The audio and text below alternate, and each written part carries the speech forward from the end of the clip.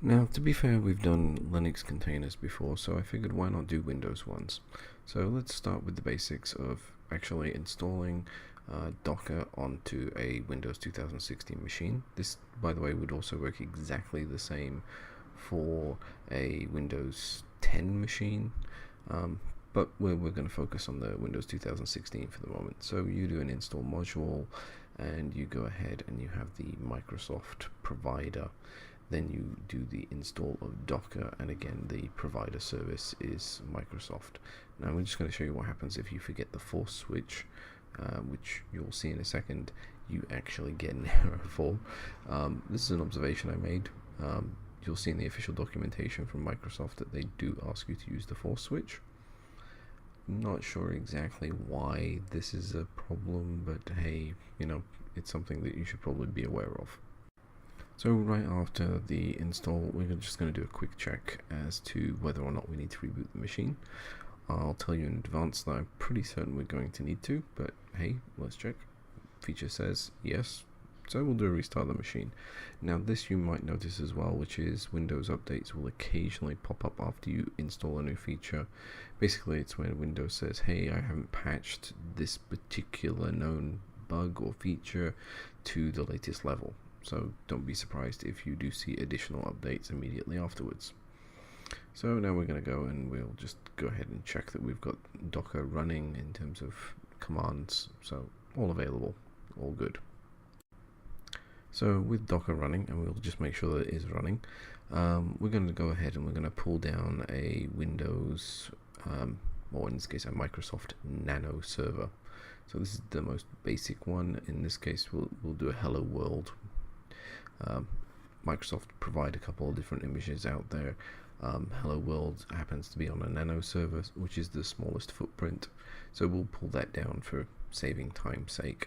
I've also sped up the video so you don't need to worry about the internet download. Will vary obviously depending on your internet connection.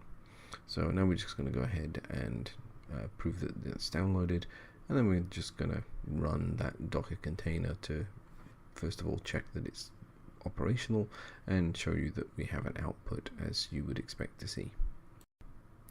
Now for those of you who haven't seen my previous video on Docker, you might be asking, hey, what are all these commands? Well, you can always go back and see those. In the meantime, for those of you who may be familiar with the previous video, I'm going to pull down another Docker image, in this case the Windows Server Core. So this is a full-blown Windows image. This one includes all the regular functionality, but it's the core edition, so it's without the GUI. So the important thing to this is you do have PowerShell, you do have the ability to install all the modules, anything basically that you can put on core edition.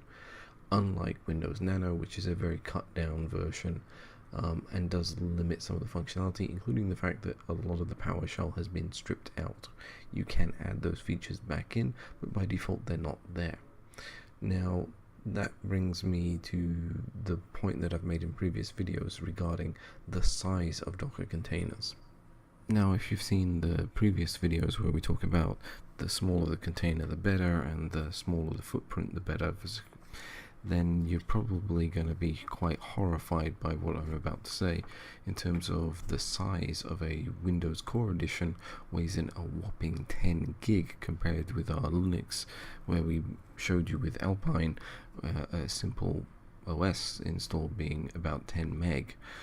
Now that does go to prove that Microsoft have got a long way to go here, and with Windows 2016 and Windows 2019 on the way, those images are getting smaller. As an example, Nano server is down to somewhere in the region of around 200 meg in the latest experimental releases, so it is getting there.